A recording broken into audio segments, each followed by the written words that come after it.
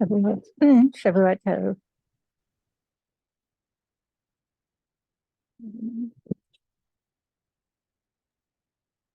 Yeah. Hi, Shavuot Tov, Barbara. Shavuot Tov, Mata, how are you? Was everything okay last week that it was canceled? Yeah. Okay. So as long as everybody's good. Yeah, everybody's good.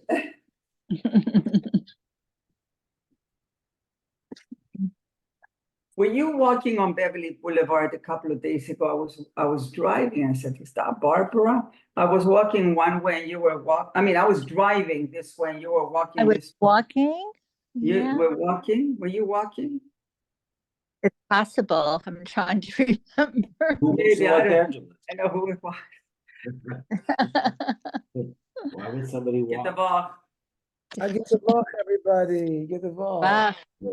Hi, Faggy, get the ball. Hi, Susie, get the ball.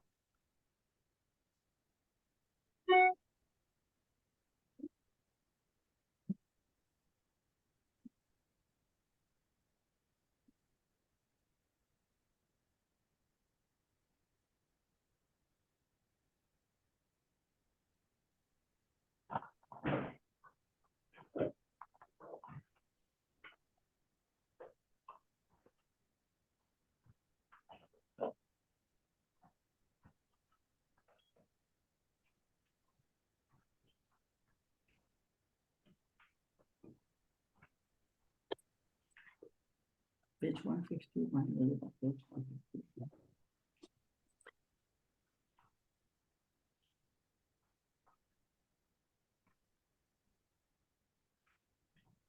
Next definition.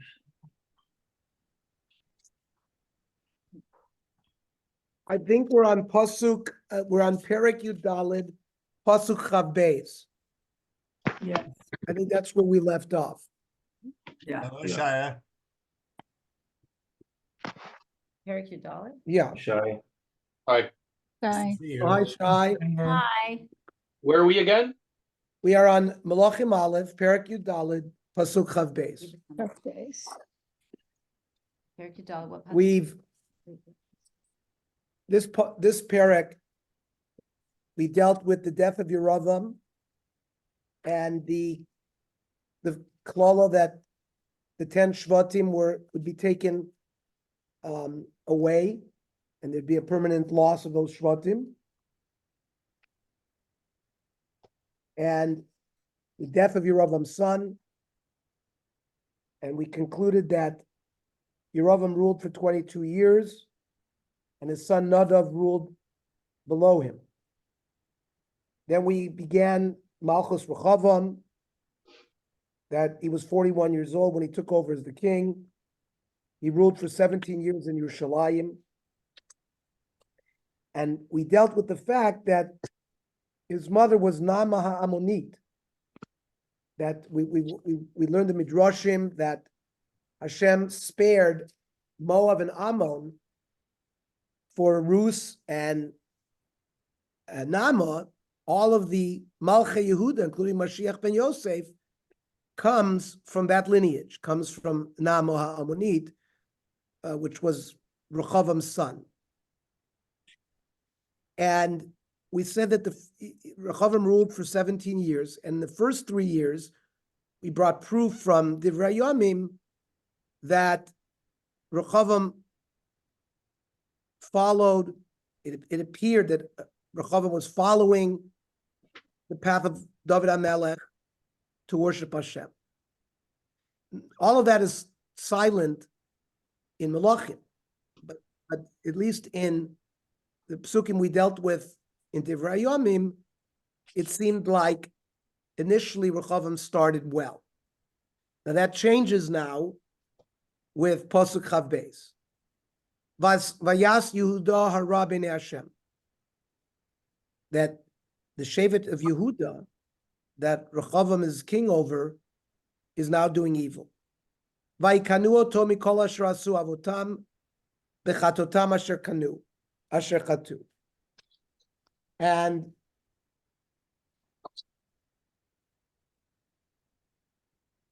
he angered Hashem even worse than previous generations.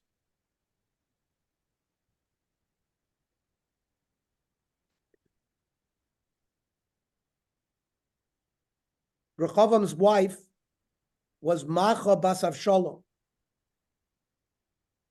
who also is going to be described later on, worshipped the Asherah of Avodah. So this may, after the 3 years, he finally fell under the influence both of his mother, Nama, who was an Ammonite and worshipped Avodah Zarah, and also perhaps the influence of his wife, Macha bas Avshalom.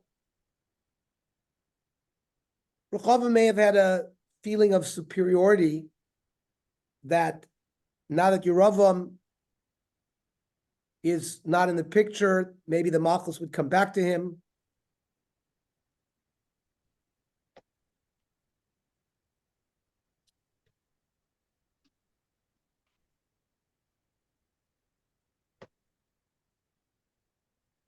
In Divrei Yomim, even though here in Melachim it doesn't say anything specific about Rechavam, there it says that Rechavam azav v'toras Hashem v'chol Yisrael imo. V'kol echad kim beit Yehuda chatu. So it seems to be the achrayus of the Melech that if the Shevet Yehuda is going off the derech, that it's due to the king.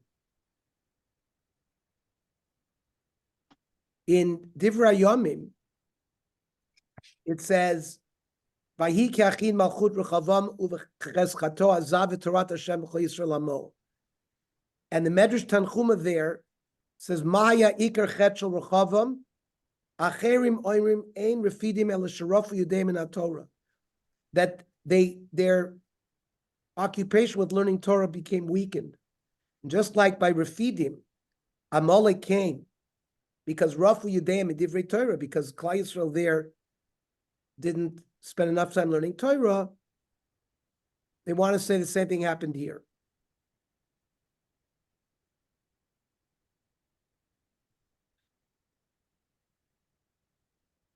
Now, even though the Bnei Yehuda are described here as doing Averis, but there's a big chiluk between what Yehuda did and what the Aser Shashvatim did.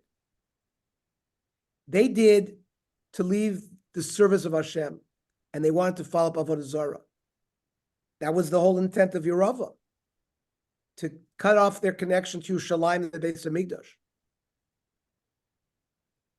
But in Yehuda, especially based on the Medrash, we learned that it's due to Rifyon B'Torah that they weaken in learning the Torah, but not that they're revolting completely against Hashem. However, let's read Pasuk Chav Gimel. Vayivnu gameim alehem bamot umatzevot v'asherim.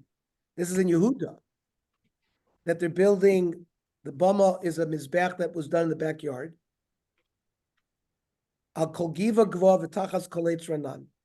So they were building Asherah trees on every high hill. The Ralbag says that the matzevos and the Asherim was not to Avodah Zarah, but rather like the Aseres Hashvatim started off, that they were makriv korbanos on Abama initially to be makriv to Hashem. Now, once the Beis Hamikdash was built, there's an Isser Kares to shech the korban b'chutz. So it is the time of Isser Abamos. So it's still a very prominent sin. Now, a matzeva, you're not allowed to build.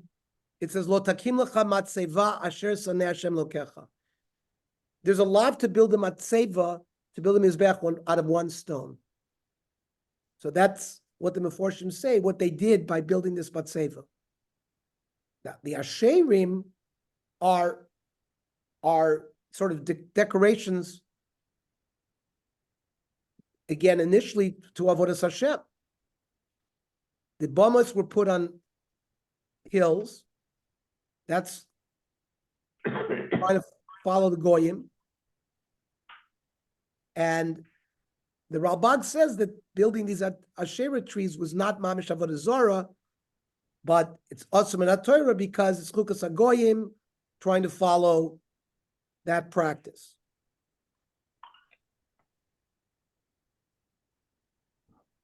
Others learn that these psukim go Mamish on Avodah Zorah, not just offering korbanos to Hashem on a bama, which is prohibited,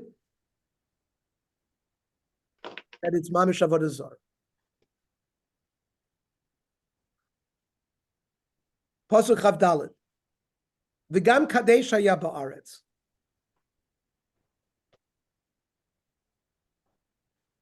K'chol ha'toivot hagoyim asher arish Hashem ibnei bnei Yisrael.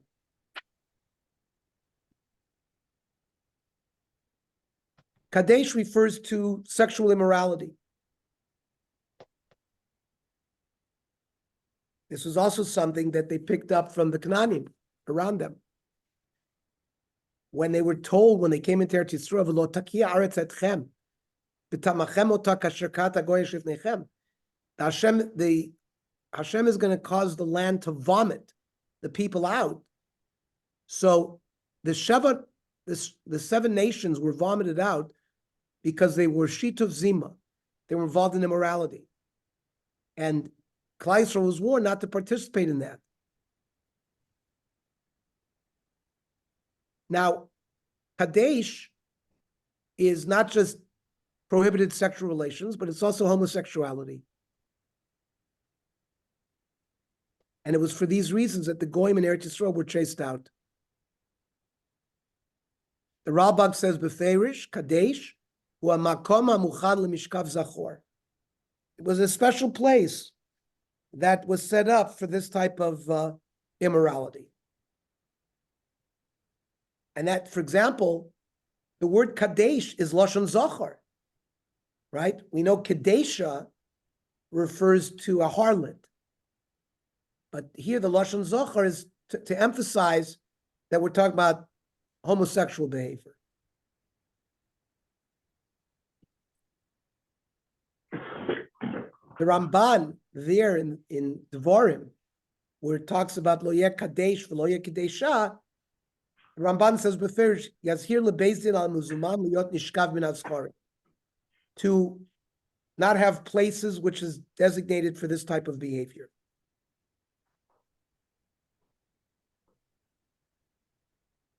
They were also, Kadeshim were found on roads. They would stand on the road. They would sort of cover their face. Some of them would dress like women. And that was part of this Toeva.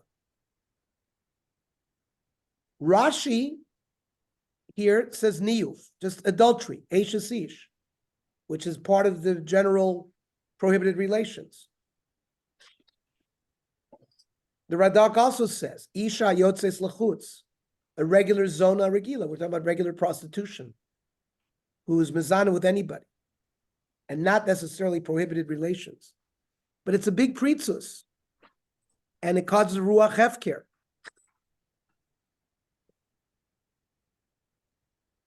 And if you just have regular prostitution, it can lead to other prohibited relations within families. The Malbim says beferish, Shaknanim haya b'neim kadesh, that the Canaanim were the ones that the Jewish people saw this behavior from.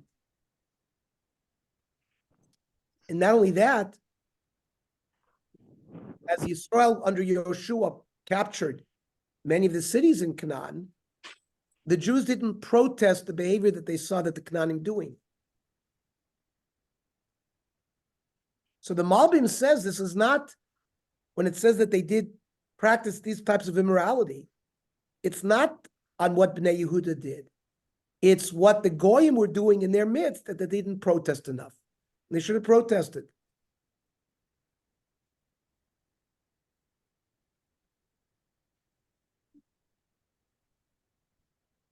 This concept of znus, we don't see even in Aseres Hashvati, but Malchus Yisrael, only after many years. After they had spent many years doing Avodah Zorah, then they started doing other sins, including znus. But Malchus Yehuda, which was on a higher madrega, because they had the Makam HaMikdash, they had Yerushalayim. So they had a greater downfall. When you start from a higher place, your fall is a higher place. And therefore, the sins of Yehuda were greater than the sins of Yisrael regarding this fall regarding sexual immorality.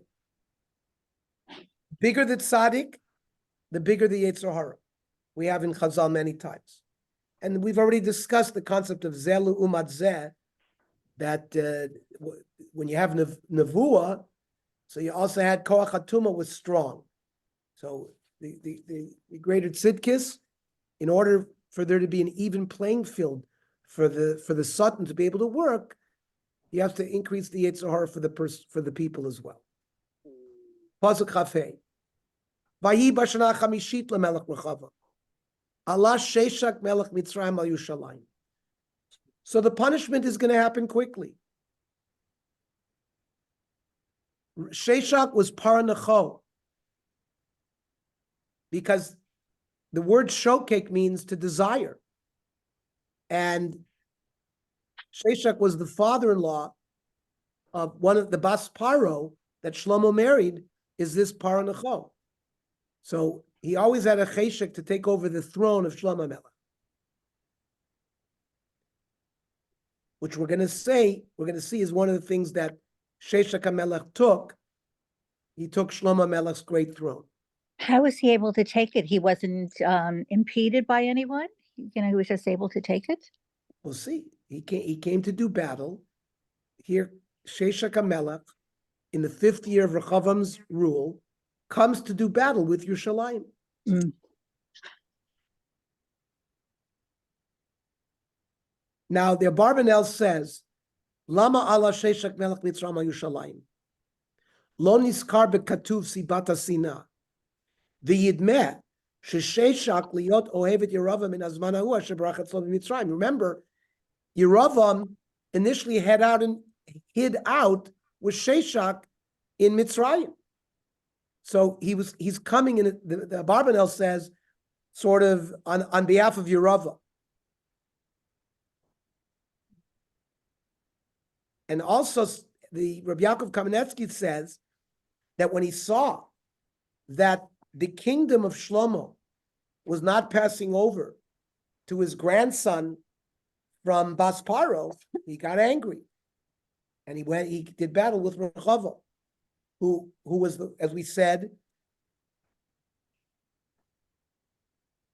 Shlomo's relationship with Nama Ammonit led to the birth of Rechava. So we said that the first 3 years of Rechavam's rule, based on Divrei Yamim, they were following the Torah. But they began in the 4th year to sin with the various sins we described in Avodah Zarah. And immediately in the 5th year, punishment is now coming on Yehuda.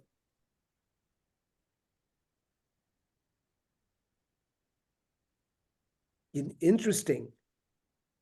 Judea was punished right away. And even though the sins of Yisrael and Yeravam were much greater, they were not punished until later on. The punishment did not occur until after the death of Yeravam. While you see Yehuda was punished right away.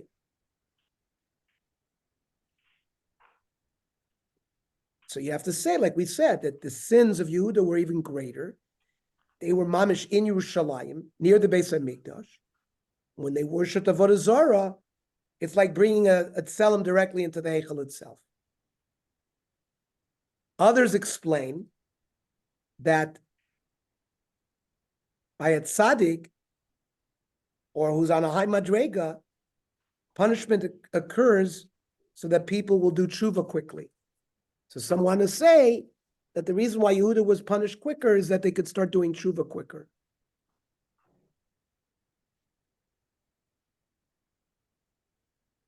Hashem has a relationship with his tzaddikim where he's moichiach them right away. Rishoim, he doesn't punish right away. He lets them get their schar in this world. And that therefore they'll never have any kind of schar in the next world.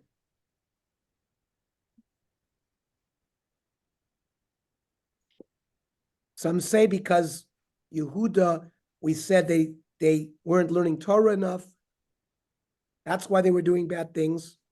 So HaKadosh Baruch Hu would punish them so they would do tshuva quickly before they would sink further into Chatoim. Everything done by the Aseret HaShvatim was to further themselves from Hashem and from the Beis HaMikdash.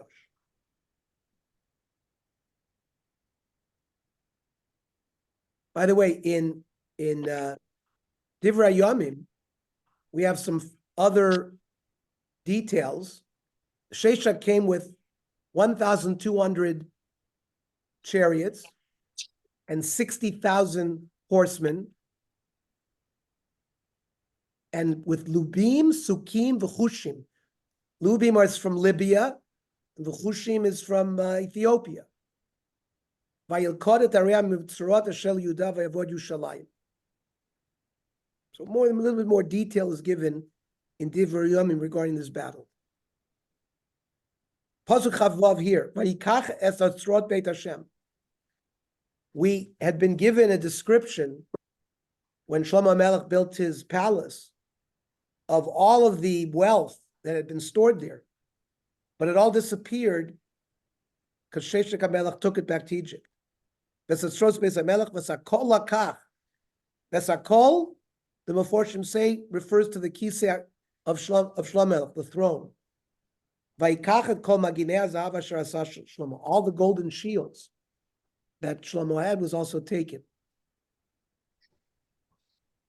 Rashi, based on Chazal in the Agadaton Megillas Esther, that the most precious item was Shlomo's throne. It says in Psachim Pei Zayin Amud Beis, Shloisha Chazru L'mitasan. 3 things returned to its original. Elohen Yisrael, Kesef Mitzrayim, Uksav Luchos. Where do we see that the Kesef Mitzrayim eventually returned? Because we know when Klal Yisrael left Mitzrayim, they took Bizas Mitzrayim. But now, Vayi b'shana chamishis lamelech rechavam Allah Sheshach melech Mitzrayim al Yushalayim. Then it says by the Luchos nishbru v'osyois porchos.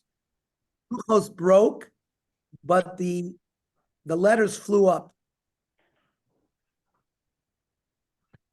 So, but these are one of the things that the Kesef Mitzrayim eventually went back to Mitzrayim. Chav Zayin. Vayasa melech rechavam tachtav maginei nechoshes. To replace the golden shields, Shlomo Melech made copper shields. V'ifkid al yidei sarei ratzim hashamim pesach Beis HaMelech. He gave them to the running officers and the guards at the palace. Vayhi midei bo HaMelech Beis Hashem. When the Melech would come to the Beis Hashem, Yisa'um haratzim veheshivum el to'ar ratzim, and they would have these copper shields, they would wear them, and eventually they would be returned. The Torah Ratzim are like the cells where they would keep these things. And like what Barbara said, Rechavam had no ability to defend himself. He didn't do any battle against Sheshach.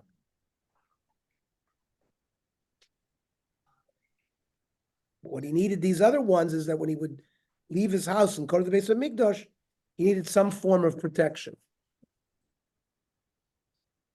Pasuk Chavtes.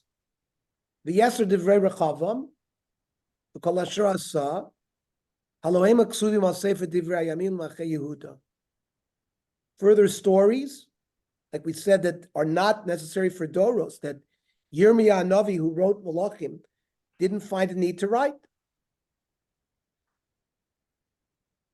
Either going to be in Divrei Yomim or other form that existed, the historical form that are not als Nevuah.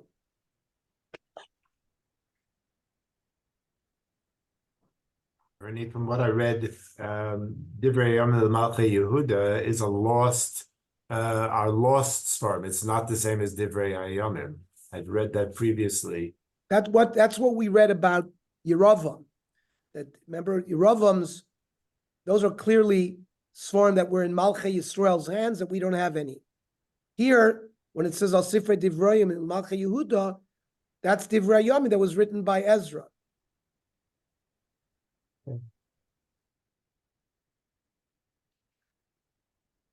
Then we have other swarm that was written by Shmaya Navi and Ido Achozeh that are not Divrei Yamim, that are our swarm. Like what you said, different sort of historical books that detailed the Judaic kings.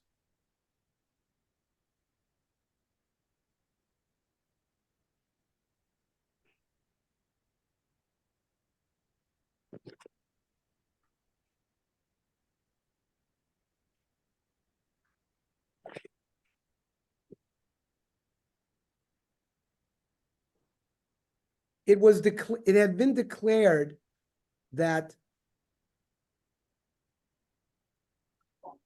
initially the base David would only be divided for 36 years, which was the period of time that Shlomo HaMelech married Bas Paro, which was supposed to be only until the 16th year of Melech Asa. And then everything would come together again. Even though Ernie- Yehoram sinned a lot, and Rechavam maybe did some tshuva, the 36 years of the punishment had not resolved. Yes, Barbara. Again, remind me, who was the Navi at the time, at this particular time? Because there was no Navi here who came to warn them. I guess he didn't have the zchut of having a Navi come and warn him about his evil ways. So I was wondering who the Navi was at the We time. had the Navi, who, remember the wife of Yeravam went to the Navi Right. so that What was his name? What was that again? Achiyahu. Achiyahu. But he's not interceding here. He's not warning. No.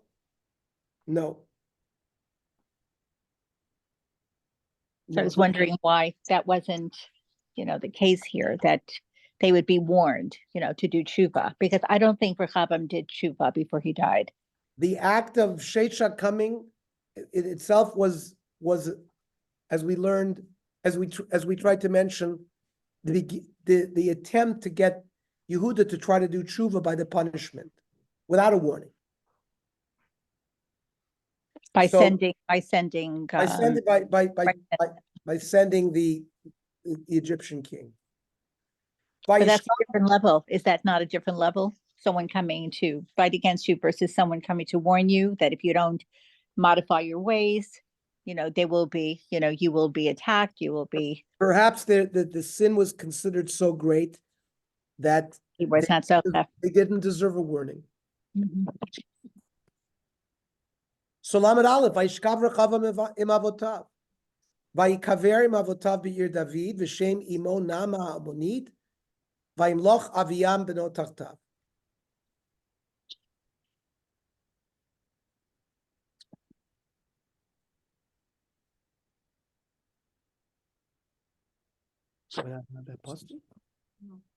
Oh, I'm sorry. Umelchama hayta ben Rechavam uven Yeravam kol hayamim. That there was war between Rechavam and Yeravam all their days. And then the final pasuk. The reason why Nama Amonit again is mentioned because of the Hashpar Ra.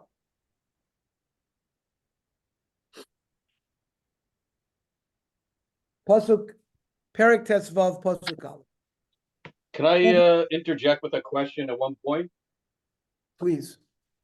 All right. First question is, you just spoke about all these reasons that, the Chatayim of Yisrael and the Chatayim of Yehuda. If you just read the Pashup Pshat, it sounds like the northern tribes seceded because of Rechavam's taxes. How do the two fit? Well, that I mean, it makes was a clear point. Like it's with reason. It's not just Right, they so didn't want to. So initially they appointed Yeravam to deal with Rehovam's request for people to build and to pay taxes. Initially, they came that way. And initially, the advice that Rehovam got from his advisors was very bad advice. And that led, like you said, to the split.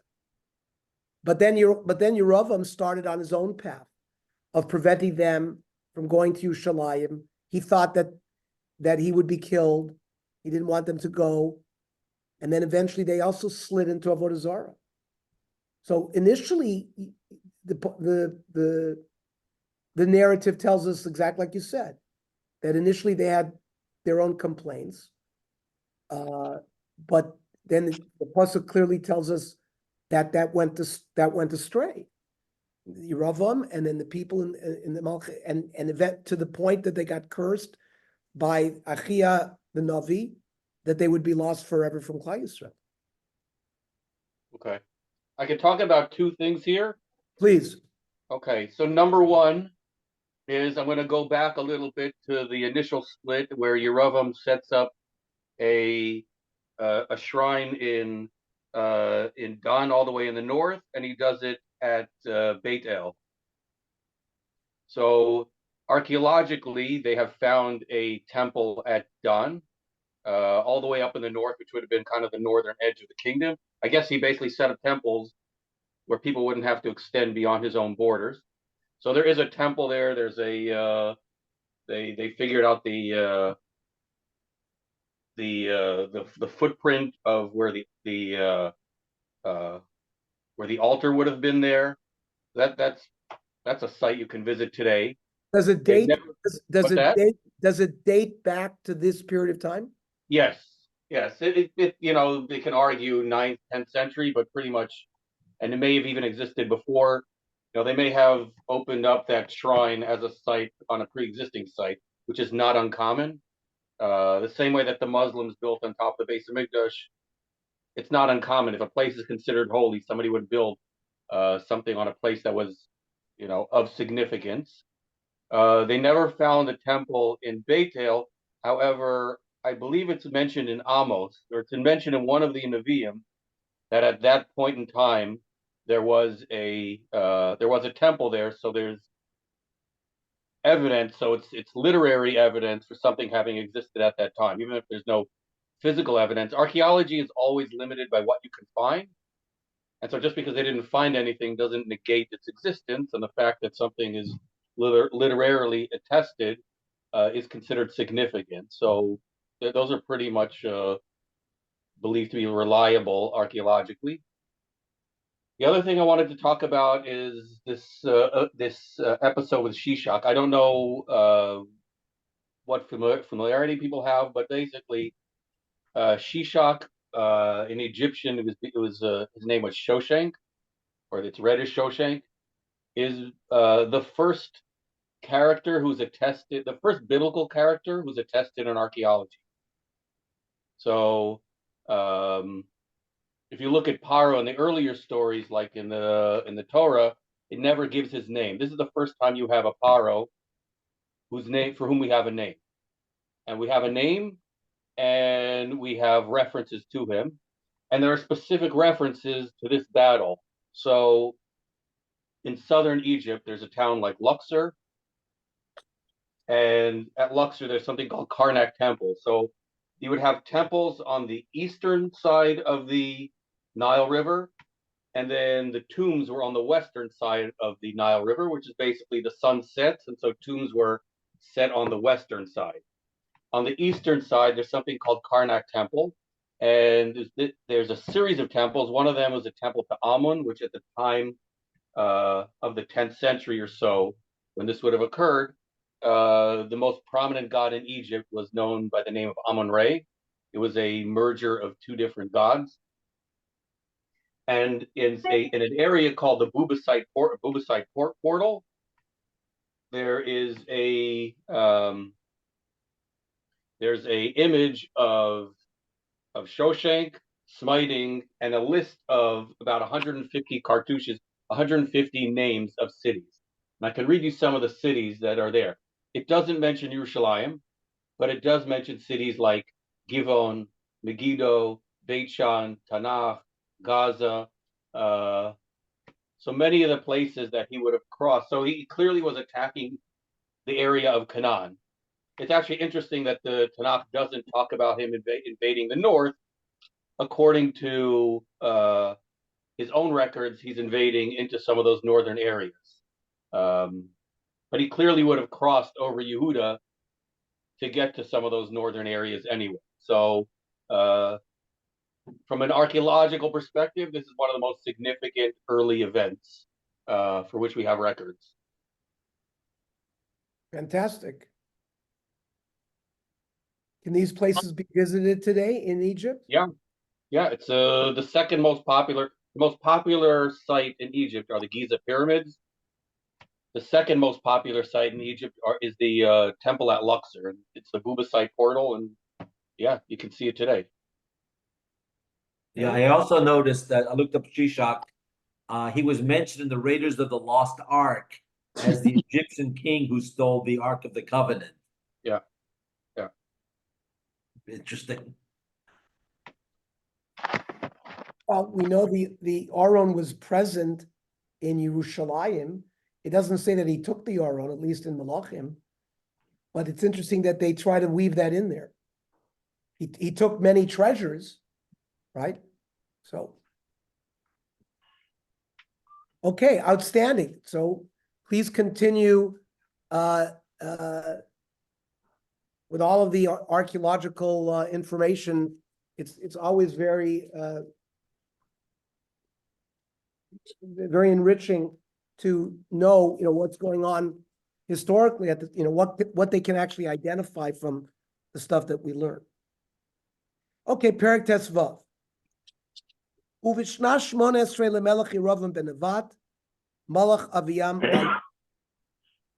that in the year 2981, which was after the 17th year of Rechavam's rule, both Rechavam and Yerovam started the same time, but Rechavam's rule ended after 17 years.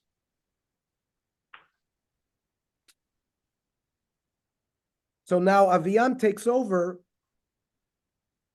after Rechavam dies in Yehuda.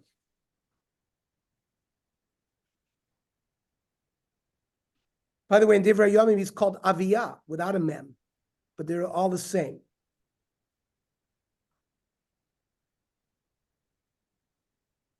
Pasuk Beis, Shalosh Shani Malach B'Yushalayim, B'Shem Imo Macha Bas Avishalom.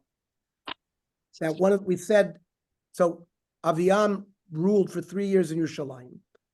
His mother, the queen who had married Rechavam, was Macha, the daughter of Avshalom.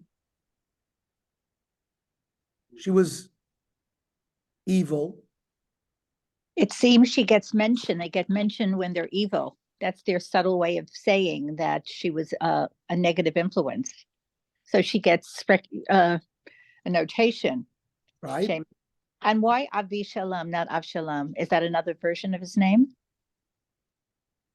First of all, there's a debate whether this Macha is she an Isha Kshera or not.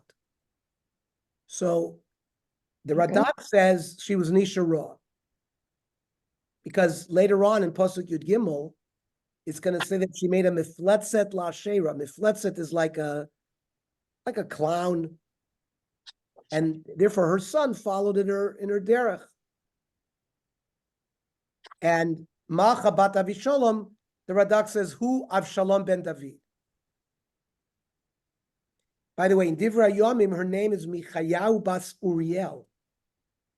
But they're all the same. She had been given multiple names. So Radak clearly learns that she was not an Isha Kshera. And we also learned before that Rechavam also had been mushpa by his wife in a negative way.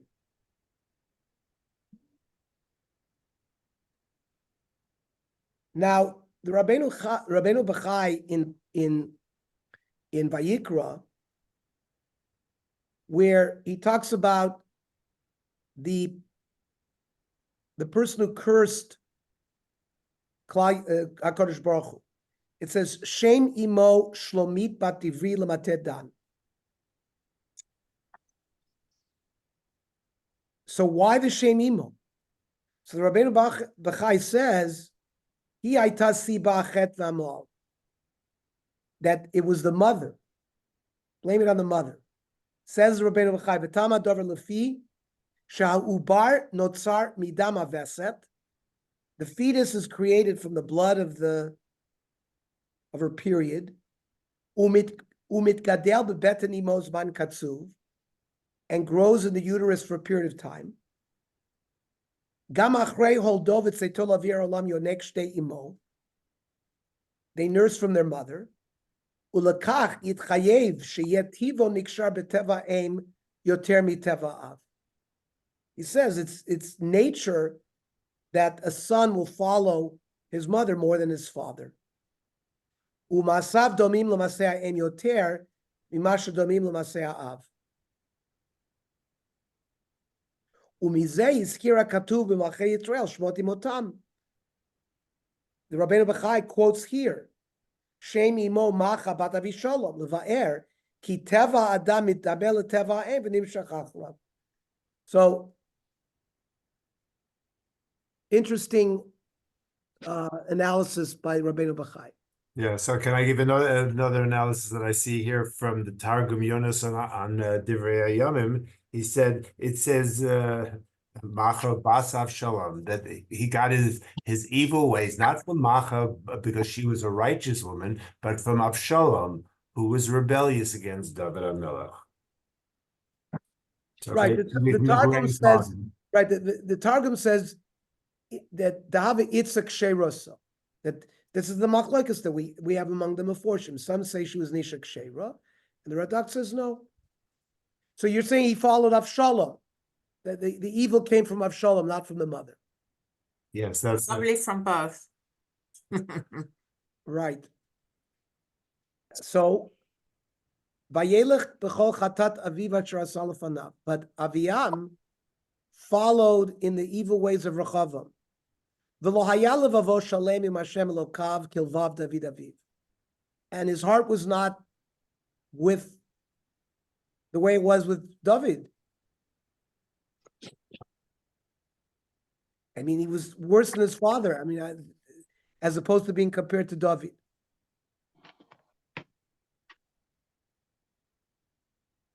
And he also lacked attention to Torah study, like David did.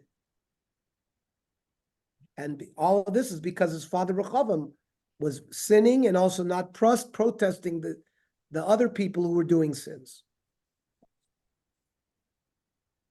Pasuk Dalet, Kileman David Nasan Hashem Elokav lo nir b'Yushalayim.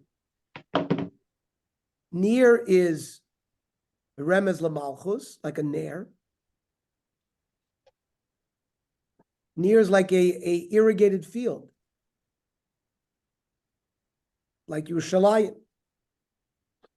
And it was because of David that there was a schus that Malchus Yehuda would carry on, and that the Beis HaMikdash would carry on Yerushalayim.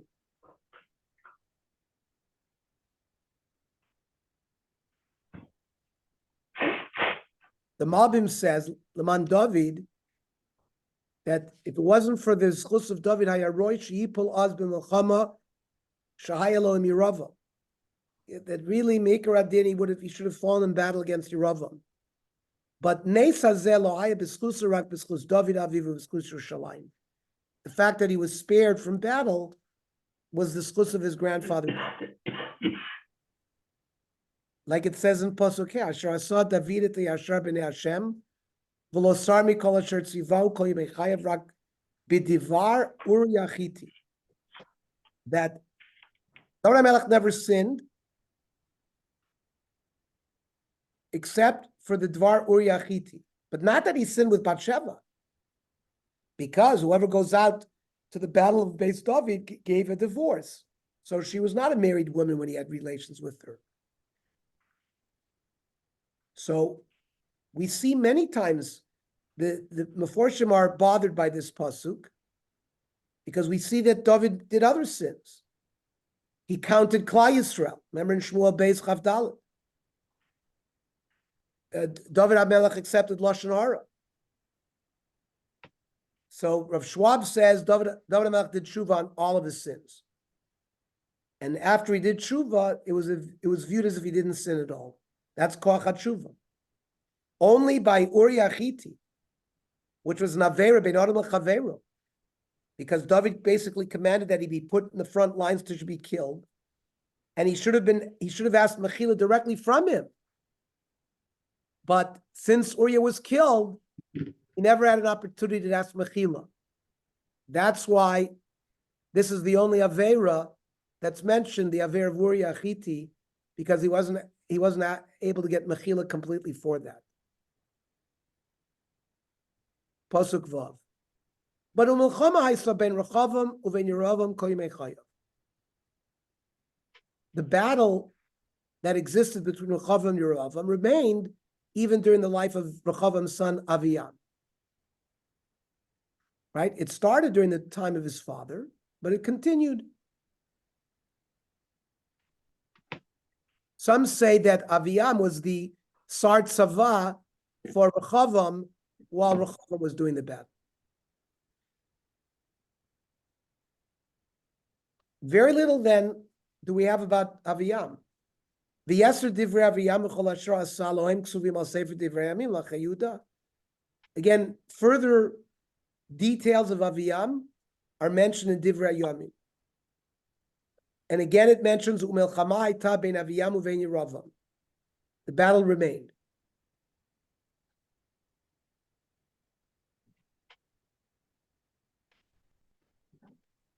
And there's a great description in Divrei Yamim regarding these battles. They're not mentioned here in Melachim. It's really hard to believe that the battles were 600,000 men against 800,000 or 400,000 against 800,000. That's not just a battle. That's 400,000 ish bachur. And the Yeravam had 800,000 ish bachur gibor chayil.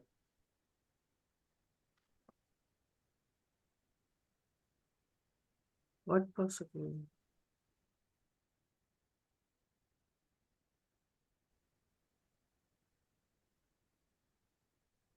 So vayishkav Aviyam im avotav, vayikberu oto be'ir David, vayimloch asa b'no tachtav.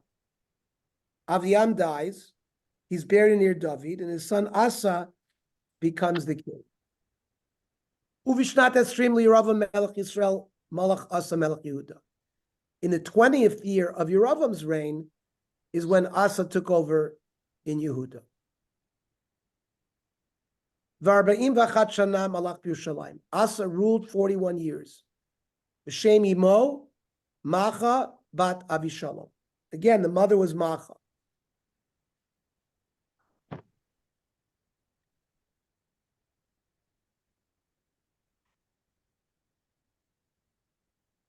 And it mentioned the mother, that because even though the mother worshipped Avodah Zarah, Asa remained at Tzaddik and didn't follow in the footsteps of the mother.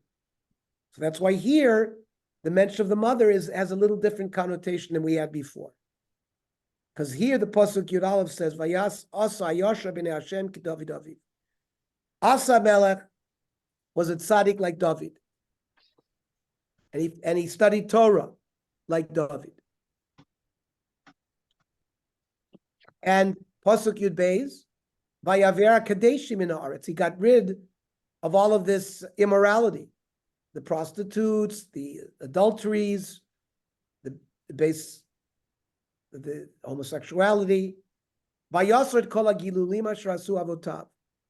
And any of the avodah zarah that had been built up in Yehuda, he destroyed.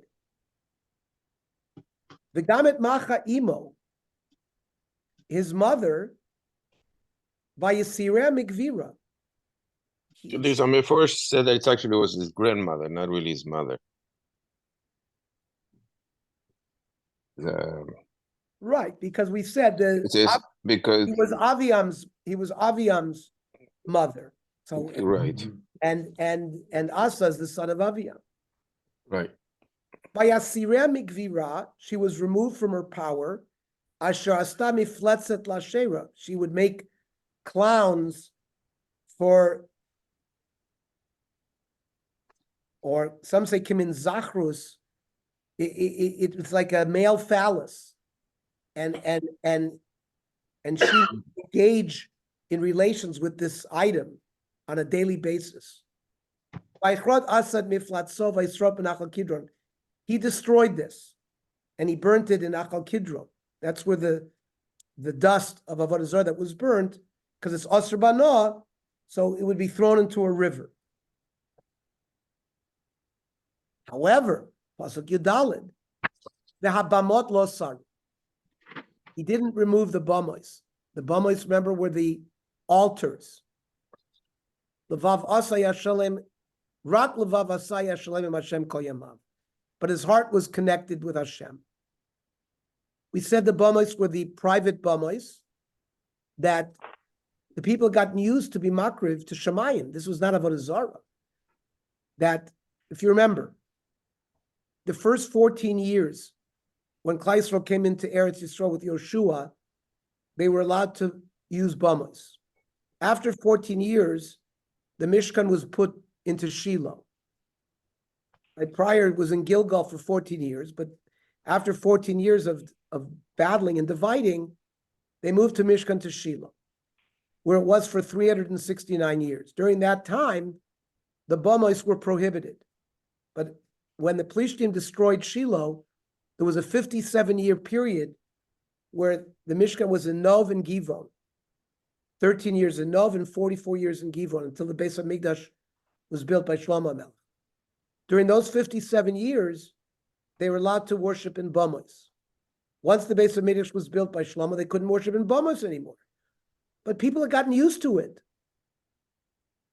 And even though it's now prohibited, it's shchutei chutz, it's kores. If you shech the korban outside of Yerushalayim, they were used to offering korbanos in these private bamos, because they had been doing it for so many years. But they did have a Beit HaMikdash for a period of time. That should have canceled. That should have. Yes, once Shlomo Melech built it, you're not allowed to worship on a bama. So, but Asa, the Kli Yakar says that Asa made a cheshbon. I'd rather them makriv there l'shem shamayim than that to be makriv to Avodah Zarah.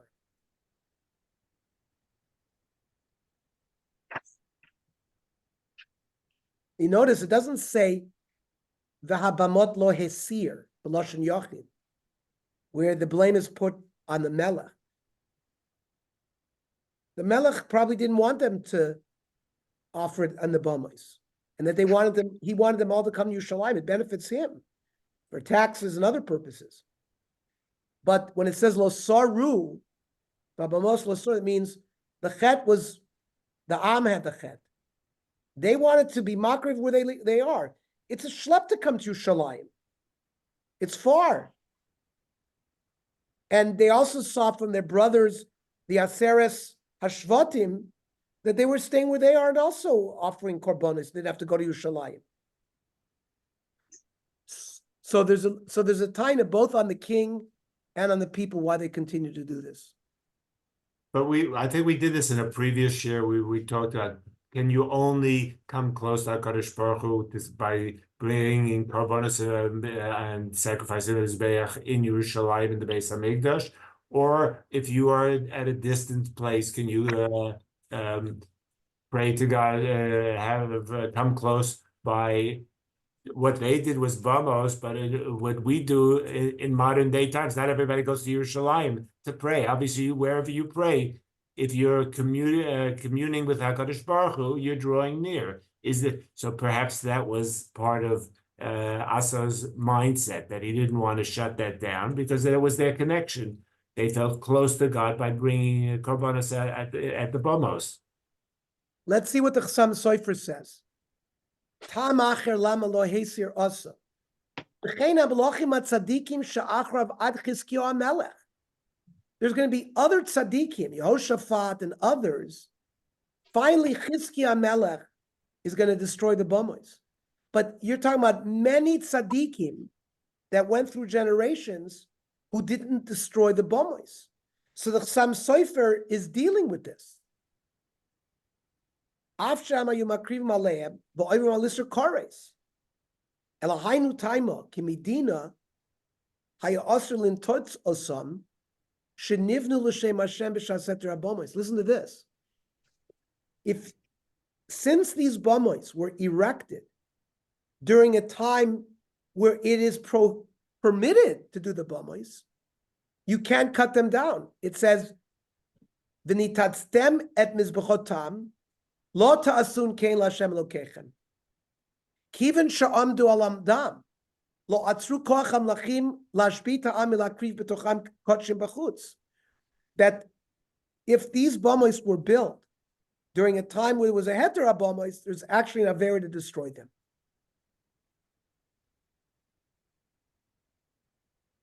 So eventually we'll have to figure out what was the heter that Chizkiah Melech had eventually to destroy them. In the drashas of the Chassam Sofer, it says, "Ikar avodah zarah shai b'Yisrael hayah yedei mash netzul mabamois, v'lo niskablu shum avodas b'kibbutz, elo beis hamikdash gimel panmim b'shana shenikabtzu sham, v'shuv bein hazmanim lo niskabtzu, v'lo nisader lehem shum avodah." The Bnei Yisrael did not visit Yerushalayim except 3 times a year. They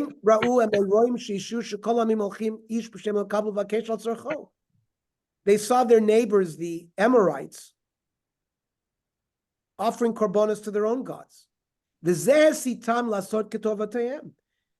their neighbors, the Chassam Sofer says, this caused them to make a mistake. Like Bernie said, they wanted to express their desire to worship Hashem during the rest of the year. V'savru sha'al yidei avodah zarah yasigu et zeh. And we see Mishamachi timtza b'malchei Yehuda haksherim sha'akru avodah zarah miYisrael v'lo sarah bamois. That's why the Judaic kings, even though they were tzaddikim, didn't end up destroying the bamois. Even they themselves did it. Ad sheba Chizkiah Melech ve'isirotam. Bachru abara b'miuto. The Judaic kings chose a lesser evil. Let them worship there, but not worship avodah zarah. But, says the Chassam Sofer, eventually the Anshe Knesset Agdola came back after the 70 years in Golus, and they were mevatel the Yetzer Hara of avodah zarah. They were mesakin tefillah to be mekadosh Shem Shamayim barabim with a minyan of 10. And to gather 3 times, Shachris, Mincha, and Mariv, and they built shuls. So now every Jew had an ability to be makarev to Hashem. So they got rid of that reason, so they didn't need bamois, they didn't have avodah zarah anymore. So you're saying the Beis HaKnesses basically is a Mikdash Ma'at that has replaced the need to go to Yerushalayim when there's no Beis HaMikdash, no... Or between the 3 times a year that you go. Right. Or between the 3 times a year. The Chassam Sofer lived in 1850. Anshe Knesset Agdola is, when they came back, you're talking about 520 BCE. Okay. There's still a little bit more to discuss on this issue, which we'll continue next week. Any questions, aros, or comments on tonight's learning?